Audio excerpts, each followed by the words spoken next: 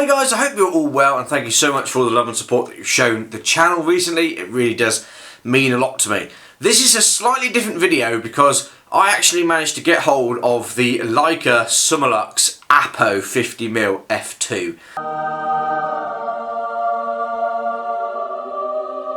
Wow, what an absolutely fantastic lens it was, and I'm really lucky that the guys over at Leica UK sent that to me, so thank you so much, Leica UK. Really do appreciate it.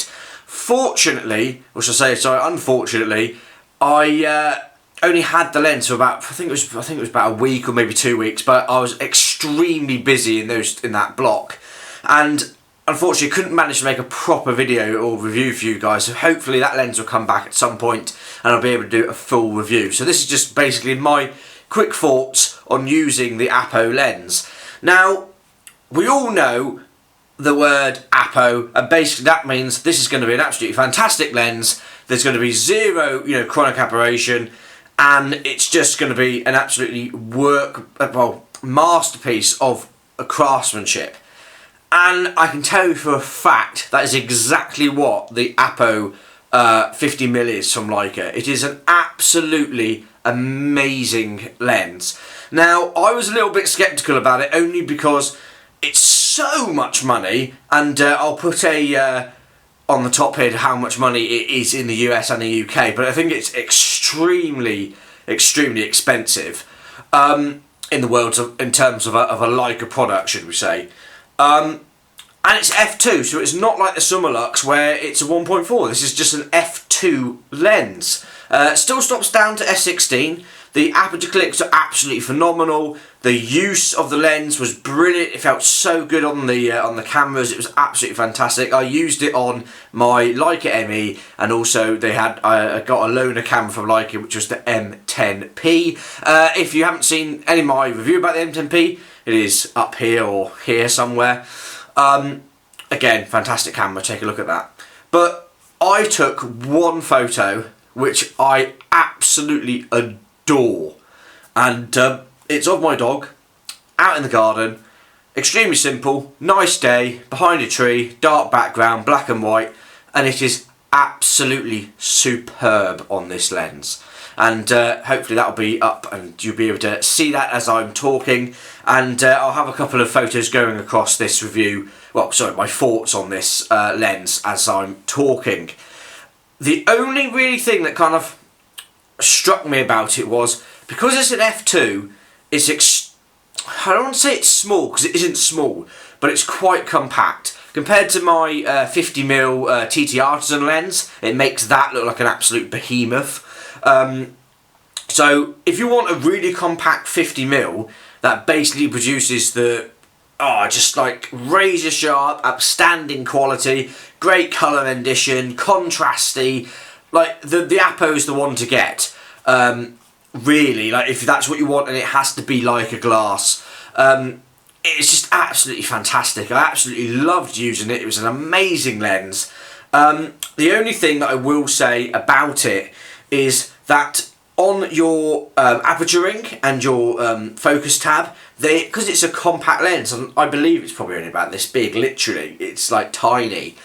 At the start of it, my fingers were getting stuck, and basically I was, bringing my camera up, focusing with the focus tab, and my index finger, this knuckle on my index finger, was moving the aperture tab at the same time. Only slightly, so say I'll be at f2, it would slightly move it, it'd be like, say, 2.2 or 2.8, and I wouldn't know until after I've taken the photo or various bits and pieces like that.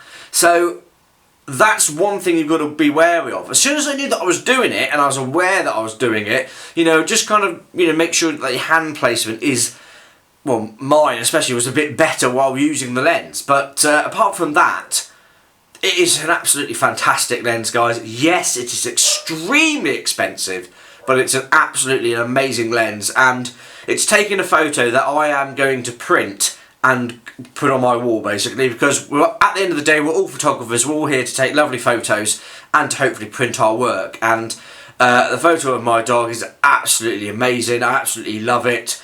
The black and white looks absolutely superb, and I'm going to print it, post it on my, put it on my wall, and I'm going to you know, enjoy it for a very, very long time. So, you know, the lens now has a bit of a special connection for me because of that photo. What I will say though is, if you are looking for a lens that's basically going to be that prime lens, I always say this about Leica glass as well, where if you're looking for a one lens solution, then you really got to figure out what you actually want that to be, whether that's a 28, a 20, 21, a 50, a 35, you know, it's a 90, 75, it is, you know, completely what you want that to be. And I do verge to a 50mm. I'm currently using my 21mm TT Artisan for street, and I'm absolutely loving that. And that's on the camera, it hasn't been taken off, and I haven't put my 50mm back on. So my opinion might change throughout the channel and throughout me discovering, you know, my style of street photography and bits and pieces like that. But this 50mm is absolutely fantastic. However, the only thing that's really holding it back for me is me when I was hitting the, when I was focusing with the focus tab and then also moving the aperture ring. That was a kind of a bit of a, God, I don't know how this is going to work for me. And also, because it's f2, f2 is still incredibly bright, don't get me wrong, and you can use an f2 lens for pretty much anything low light condition, it doesn't really matter. However, if you want that supreme, you know, creamy bokeh, that complete separation, you know, you are going to get that with an f2, but it's going to be vastly better on a 1.4. And for the price difference as well, you know, I think we're talking, you know, I wouldn't hesitate to say about 1,500, you know, pounds to dollars more for the APO compared to the Summilux. And the Summilux gets an f1.4. Again, it all goes down to characteristics. If you want a photo that's going to have zero chronic aberration in it, get the APO. It is absolutely fantastic. It's, you know, really contrasty. If you want a photo that's going to have very minimal separation, creamy bokeh, and you want to be able to shoot it in, you know, extreme low light, maybe the 1.4 Summilux is your option. However, I adored the lens. I personally won't buy one. It's a lot of money, guys. You know, we can't all afford everything. But it's a very good option for people. But anyway, guys, that has been the end of this video and my, like, sort of ranty talk, so I apologise for this. But if you enjoyed this sort of different format, let me know down below. And maybe I might do some more on topics of these, like cameras, etc. But anyway, guys, thank you so much for all the love and support that you've shown on the channel. I really do appreciate it. And I'll see you on the next one. Cheers, guys.